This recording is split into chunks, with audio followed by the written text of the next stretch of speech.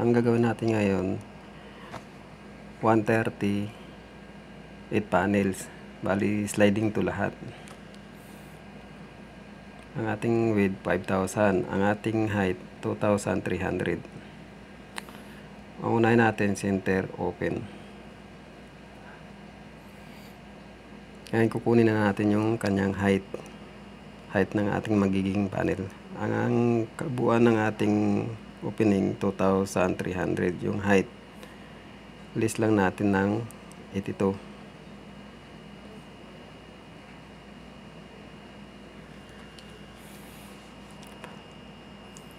$2,300 less 82. 2218. Yan yung ating height ng panel. Sa width naman, 5,000 plus 352 divide 8.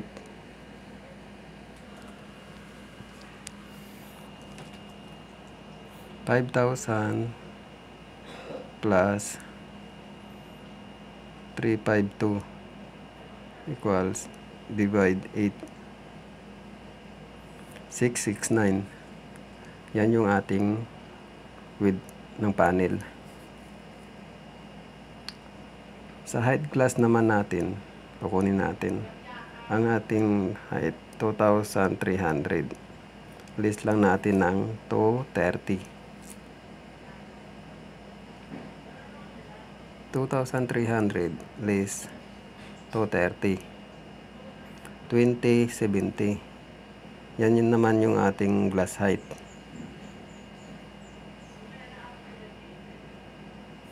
Ngayon, kunin naman natin ang glass width natin. 5,000 less 832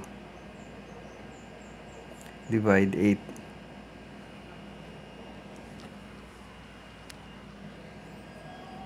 5,000 less 832 divide 8.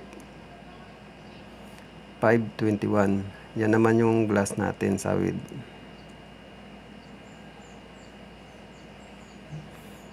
Ngayon, punta tayo dito sa ating side open. Ang height natin sa kawid parehas lang din. 8 panels pa rin tayo. Yan yung mga plano natin. Bali takbo ng ating pinto. Ang ating height 2,300. List lang natin ng 82.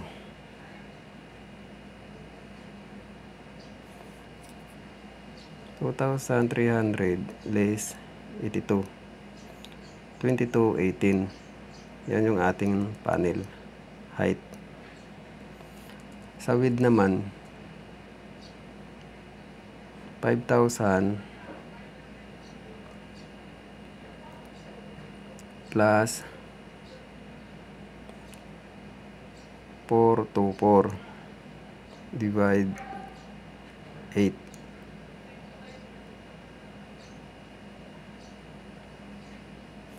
5,000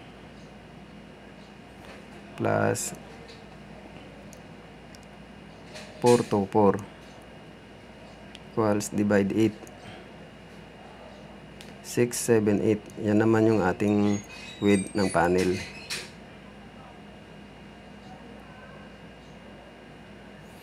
Ngayon, kukunin natin yung ating glass height. 2,300. List lang natin ng 230. 2,300 less 230.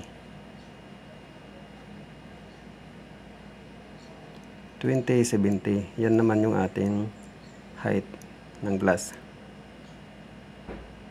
Sa width naman, kunin natin 5,000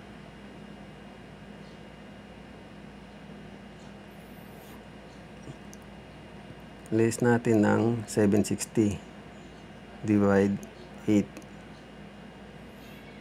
5,000 less 760 divide 8, 530. Yan naman yung glass natin para sa width. So yan boss ang computation ng ating 130 no, na center open at side open.